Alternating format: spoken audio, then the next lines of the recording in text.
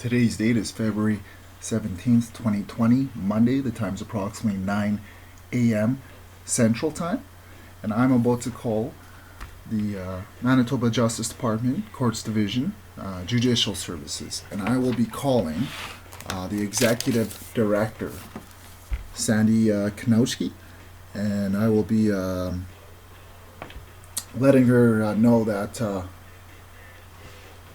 she could be requesting services in the near future, and that I have reason to believe that my brothers and my family are participating in a conspiracy of a powers of attorney fraud to cover up my complaints here. So I'm just going to call her.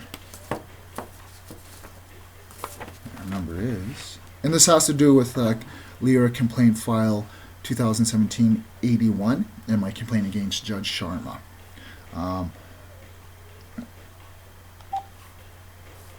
Number I'll be calling is 204-945-0413.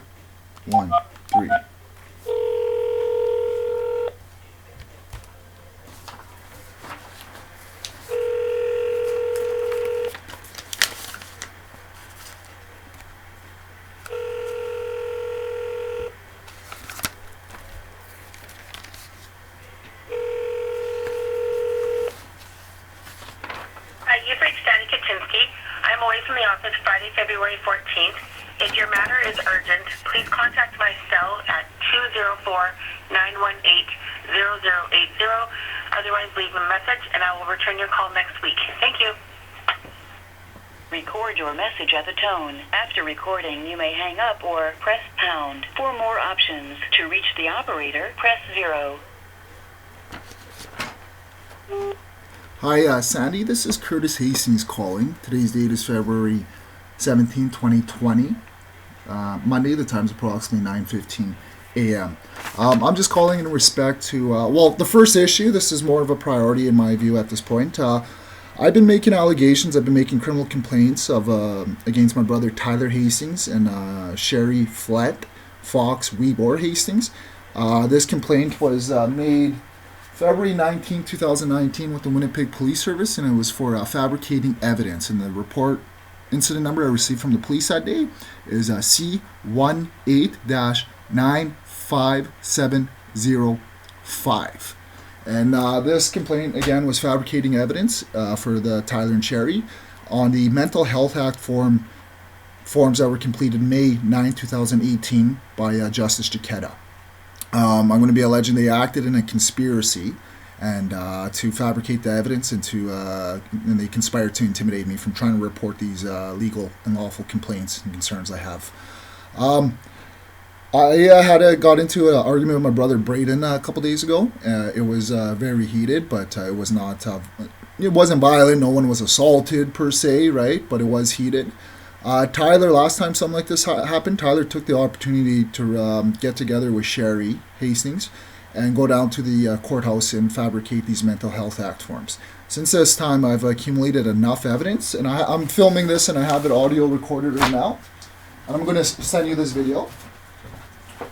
This is my copy. I'm busy photocopying, but hopefully by tomorrow, I'm hoping to have all of this done here. And between all that paperwork, I'll be asking if I could be laying several informations. So one, the informations would be for criminal charges, and the other would be for peace bond orders against Tyler and Sherry for the allegations that I'm going to bring to you in the next day or two. The Premier's office is also aware that I'm going to be seeking these services from Judicial Services. I have a letter here, September 10, 2019, from the Premier's correspondence team here. And I identified 62 corruption offenders in this email that I sent that they responded to. And I've been asking that eventually in time, I'd be asking to lay informations on most of these corruption offenders. I have the evidence in my possession to pursue this case. And this case implicates, as far as the Attorney General, Cliff Cullen, for obstruction and accessory and possible theft of documents. However, this complaint, speaking at what's at the point, is the complaint is supposed to be forwarded to the Judicial Inquiry Board. I made several applications on court record I also called and left emails and voicemails to the judges and the assistants. Right, and I'm holding all the original response letters. And here's my original submission. And then I also stated that there were several legislations that the judges were refusing to consider.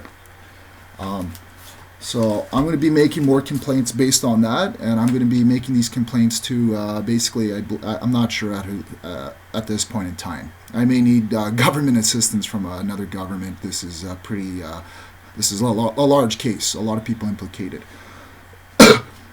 So my concern is, I was going to ask if you would be able to call me back or email me. My number is 204-947-0373. Again, there's no powers of attorney over me. I'm concerned that Tyler and relatives are participating in a fraud, powers of attorney fraud. And I'm concerned that police and justice officials at the courthouse are participating in this. However, that's just speculation.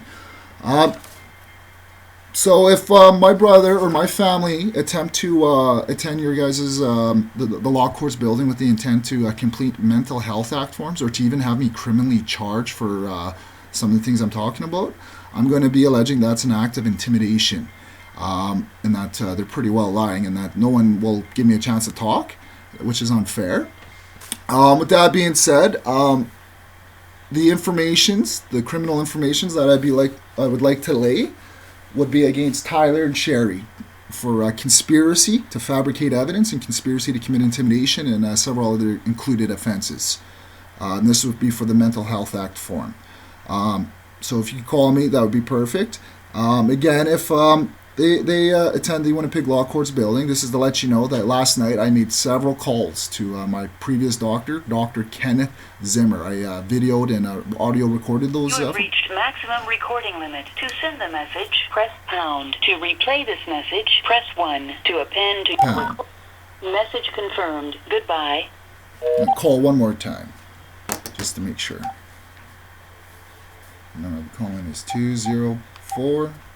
204-945-0413.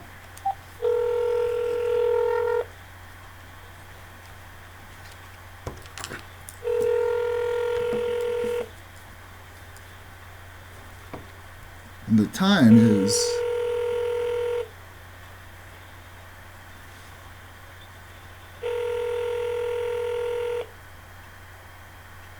You've reached Danny Kuchinski. I'm away from the office Friday, February 14th.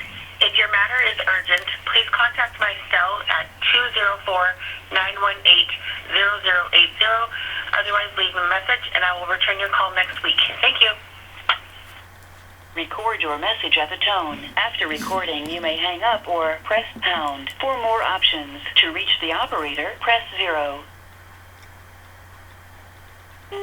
Hi, Sandy. Curtis Hastings. Again, second call, February 17, 2020, Monday. The time is approximately 9:20 a.m. I have 8 minutes on my digital voice recorder and 8 minutes on my laptop video recorder. I left off on that concern that my family may be participating in a conspiracy to fabricate evidence and intimidation on behalf of unknown persons.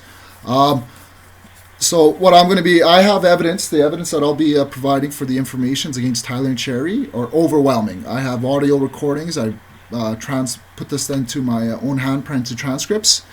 Tyler and Sherry both lying. Same with the sheriff and the lawyers involved in this case. Again, it's about Tyler and Sherry.